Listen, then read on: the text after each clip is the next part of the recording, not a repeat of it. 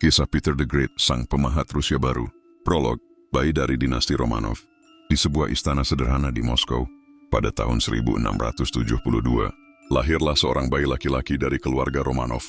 Bayi itu diberi nama Pyotr Alexeyevich, putra dari Tsar Alexei dan istri keduanya, Natalia Naryshkina. Rusia pada masa itu adalah negeri luas, liar, dan terbelakang dibanding kerajaan-kerajaan besar Eropa Barat. Jalan-jalan, Moskow masih dipenuhi lumpur, perdagangan berjalan lambat, teknologi militer ketinggalan jauh, dan bangsawan hidup dengan tradisi lama yang tak mau diubah. Tidak seorang pun menyangka bahwa bayi mungil itu kelak akan mengguncang negeri ini, bahkan seluruh Eropa. Namun masa kecil Peter penuh ketakutan. Ayahnya meninggal ketika ia masih berusia 10 tahun. Takhta jatuh ke tangan saudaranya yang rapuh, Fyodor, sementara perebutan kesekuasaan antara keluarga Naryshkin dan Miloslavski menimbulkan pertumpahan darah. Pemberontakan Streltsy meletus dan mata bocah. Peter dipaksa menyaksikan kekejaman tak terbayangkan. Para pemberontak menyerbu istana, membunuh pengawal. Bahkan beberapa kerabatnya diseret dan dipenggal di depan matanya. Dari darah dan teriakan itulah keberanian Peter ditempa. Ia belajar bahwa kekuasaan tidak pernah aman, dan hanya mereka yang kuat yang mampu bertahan. Bob Mine, anak yang gelisah, Peter tumbuh sebagai anak yang tak bisa diam. Ia tidak betah terkurung di ruang istana yang penuh aturan dan protokol. Tubuhnya yang tinggi dan kuat membuatnya lebih suka bermain perang-perangan, membongkar senjata, atau mengutak-atik perahu kecil di sungai. Di desa Preobrazhenskoye, ia menemukan pelarian. Di sana tinggal banyak pendatang asing dari Jerman, Belanda, dan Inggris. Peter mudah bergaul dengan mereka, belajar bahasa, mengamati cara kerja mereka, dan terpesona oleh pengetahuan baru yang tak pernah ia temui di istana. Rusia, ia menyentuh kapal-kapal buatan barat, mengagumi ketepatan meriam, dan menyalin cara hidup mereka. Rasa ingin tahunya melahirkan resimen mainan, sekelompok anak dan remaja yang ia latih dengan disiplin militer. Mereka belajar baris berbaris, membangun benteng dari kayu, dan menggelar simulasi pertempuran. Tak ada yang tahu, permainan itu sebenarnya adalah latihan untuk medan perang nyata di masa depan. Bab 2, Perjalanan Sangsar Muda. Pada tahun 1682, ketika baru berusia 10 tahun, Peter secara resmi dinobatkan sebagai tsar bersama saudaranya, Ivan. Tetapi kenyataan pahit segera tampak. Kekuasaan nyata ada di tangan kakak tirinya Sofia yang menjadi wali. Peter muda hanya menjadi simbol, sementara politik Rusia dikendalikan oleh orang lain. Namun waktu berlalu dan ketika dewasa, Peter menggulingkan Sofia. Ia menjadi penguasa tunggal dengan semangat membara. Meski begitu, ia sadar bahwa Rusia bukan negeri yang bisa dibanggakan. Maka ia melakukan hal yang belum pernah terbayang sebelumnya. Ia pergi belajar ke Eropa. Pada tahun 1697, ia menyamar sebagai orang biasa dalam misi diplomatik besar yang dikenal sebagai Grand Embassy. Ia berjalan jauh ke Belanda, Inggris, dan Austria. Di Belanda, ia bekerja sebagai tukang kayu di galangan kapal. Tangan seorang tsar yang biasanya hanya menggenggam tongkat emas, kini memegang kapak dan palu. Di Inggris, ia mempelajari cara membuat kapal perang, navigasi laut, serta organisasi tentara modern. Ia mengunjungi gudang senjata, pabrik, perpustakaan, bahkan rumah sakit. Semua ia serap dengan mata berbinar. Tapi di balik kekaguman, ia merasa tertampar. Rusia jauh tertinggal. Jika ia tak bertindak, negeri itu akan tetap dipandang hina. Sejak saat itu, Peter berjanji dalam hati, ia akan memaksa Rusia berubah. Bab 3, Api Reformasi. Kepulangannya ke Rusia menjadi awal badai. Peter memutuskan untuk memodernisasi negaranya dengan tangan besi. Ia memerintahkan pembentukan Angkatan Laut Rusia dari nol. Ia membangun armada kapal perang dengan bantuan para ahli Eropa dan mulai mengirimkan Rusia ke laut lepas. Ia juga memodernisasi tentara darat, melatihnya dengan disiplin barat, dan melengkapi mereka dengan senjata baru. Tak berhenti di situ, ia mengubah gaya hidup bangsawan. Para bojar, bangsawan tua Rusia, dipaksa mencukur janggut panjang mereka dan mengganti jubah tradisional dengan pakaian ala barat. Mereka menggerutu, tetapi Peter tak peduli. Ia bahkan memberlakukan pajak khusus bagi yang masih keras kepala, mempertahankan janggut. Ia memperkenalkan kalender baru, mendirikan sekolah-sekolah teknik dan matematika, mengirim pemuda Rusia belajar ke luar negeri, dan mendirikan Akademi Ilmu Pengetahuan Rusia. Dari budaya Eropa, ia membawa teh, anggur, pesta dansa, dan tradisi perayaan Tahun Baru. Banyak yang menolak, banyak pula yang memberontak, tetapi Peter tidak memberi ruang bagi kelemahan. Siapa yang melawan, dihukum dengan keras. Ia yakin, hanya dengan disiplin besi Rusia akan mampu mengejar ketertinggalan. Bab 4, Perang Besar. Reformasi besar itu segera diuji. Peter menyeret Rusia ke dalam perang utara besar melawan Swedia, kerajaan kuat di bawah Raja Muda jenius, Charles yang ke-12. Pada awalnya Rusia dipermalukan di medan Narva. Pasukan Peter porak-poranda oleh kekuatan Swedia yang jauh lebih terlatih.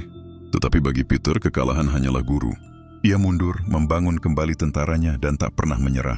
Tahun demi tahun ia gunakan untuk melatih pasukan baru, membangun benteng, memperkuat artileri, dan menciptakan strategi perang modern. Puncaknya tiba pada pertempuran Poltava pada tahun 1709. Di tanah Ukraina, tentara Rusia memukul telak pasukan Swedia. Charles yang ke-12 terpaksa melarikan diri. Dunia terperangah. Rusia, yang sebelumnya dianggap barbar, kini bangkit sebagai kekuatan militer besar di Eropa. Babva, kota dari lumpur dan darah. Kemenangan itu memberi Peter keyakinan untuk mewujudkan impiannya yang paling berani.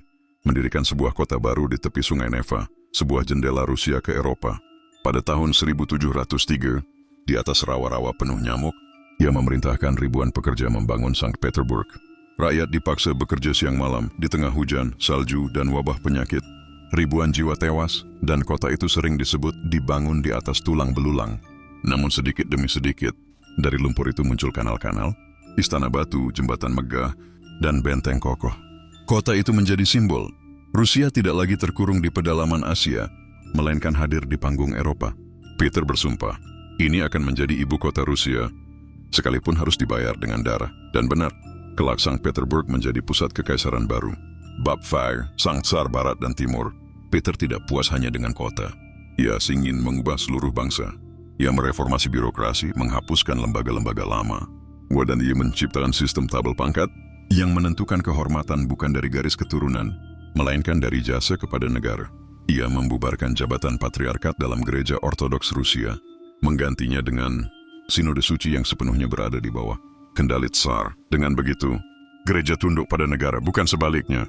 Namun kekerasan hatinya juga menciptakan luka. Putranya sendiri, Tsarevich Alexei, menolak perubahan ayahnya dan bersekongkol dengan pihak konservatif. Peter menuduhnya berkhianat. Alexei dipenjara dan wafat dalam tahanan, sebuah tragedi pahit yang membekas di hati sang Tsar. Peter adalah penguasa yang tak kenal kompromi, kasar, cepat marah, bahkan brutal. Namun di balik itu, visinya begitu jauh. Ia melihat Rusia bukan hanya sebagai kerajaan terbelakang, tetapi sebagai kekaisaran masa depan. Bab Sepma, Senja Sang Raksasa. Peter the Great dikenal sebagai pria dengan tubuh menjulang hampir 2 meter. Suaranya keras, tangannya kuat, langkahnya panjang, seakan ia memang ditakdirkan untuk menjadi raksasa. Tetapi bahkan raksasa pun harus tunduk pada waktu. Pada awal tahun 1725, ia jatuh sakit karena infeksi kandung kemih. Tubuhnya yang dulu penuh tenaga mulai melemah. Di ranjangnya, ia berusaha menulis wasiat terakhir, tetapi tangannya terhenti setelah menulis. Serahkan semua kepada penajatuh. Kalimat itu tidak pernah selesai. Pada bulan Januari, Peter menghembuskan napas terakhirnya. Rusia terdiam. Tsar yang keras dan besar itu telah pergi. Namun ia meninggalkan negeri yang sama sekali berbeda dari ketika ia memulainya. Epilog, warisan seorang raksasa. Peter the Great mengubah Rusia dari sebuah kerajaan tradisional menjadi sebuah kekaisaran modern. Ia membangun angkatan laut Rusia yang pertama. Ia memaksa bangsawan tunduk pada disiplin baru. Ia mereformasi pemerintahan, pajak, dan gereja. Ia memimpin Rusia meraih kemenangan gemilang atas Swedia. Ia mendirikan kota monumental Sankt Petersburg sebagai ibu kota baru. Ia adalah penguasa yang kejam, keras, dan tak segan menghukum anaknya sendiri. Tetapi ia juga visioner, pekerja tanpa henti, dan pemimpin yang membentuk wajah Rusia modern. Rusia yang ia tinggalkan bukan lagi tanah terbelakang, melainkan kekuatan besar yang disegani dunia. Ia memahat bangsanya dengan darah, keringat, dan besi. Dan sejak saat itu, dunia tak pernah lagi memandang Rusia dengan cara yang sama.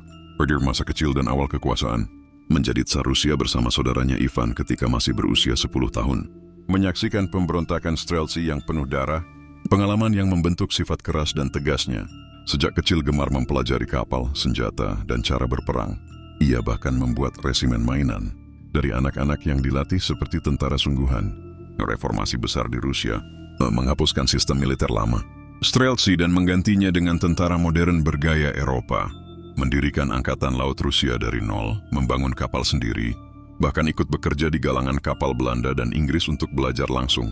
Memaksa bangsawan Rusia mencukur janggut panjang mereka dan mengenakan pakaian ala Eropa. Mengubah kalender Rusia agar lebih sesuai dengan sistem Barat. Membentuk sekolah teknik, akademi ilmu pengetahuan, sekolah navigasi dan artileri untuk mendidik generasi baru, membatasi kekuasaan gereja ortodoks, Rusia dengan membubarkan jabatan patriark dan menggantinya dengan sinode, suci yang tunduk pada tahta, membuat tabel pangkat, sebuah sistem baru, di mana kehormatan bangsawan tidak lagi hanya berdasarkan darah keturunan, tapi dari jasa dan pelayanan pada negara. Di perjalanan ke Eropa Grand Embassy, pada tahun 1697, Europe melakukan perjalanan besar ke Eropa Barat. Di Belanda, ia bekerja sebagai tukang kayu di galangan kapal, belajar membangun kapal dari awal. Di Inggris, ia mempelajari navigasi, senjata sistem pemerintahan, dan budaya Barat. Ia kembali dengan membawa banyak ahli asing ke Rusia untuk membantu modernisasi, akhir hidup dan warisan. Wafat pada tahun 1725 akibat infeksi kandung kemih. Di ranjang kematiannya, ia menulis pesan terakhir yang tidak sempat selesai. Serahkan semua kepada. Dikenang sebagai penguasa kejam tapi visioner. Warisannya, Rusia yang modern, kuat dengan tentara, armada laut, sistem pemerintahan, dan kota baru yang membuka Rusia pada dunia barat. Bisa dibilang, Peter the Great mengubah Rusia dari kerajaan tradisional menjadi kekaisaran modern. Ia adalah alasan mengapa Rusia kemudian mampu berdiri sejajar dengan kekuatan besar Eropa. Lebih baik kehilangan 1000 prajurit daripada kehilangan satu arah. Janggut bisa tumbuh kembali, tapi masa depan tidak. Sebuah kapal tanpa kemudi adalah bangsa tanpa pemimpin.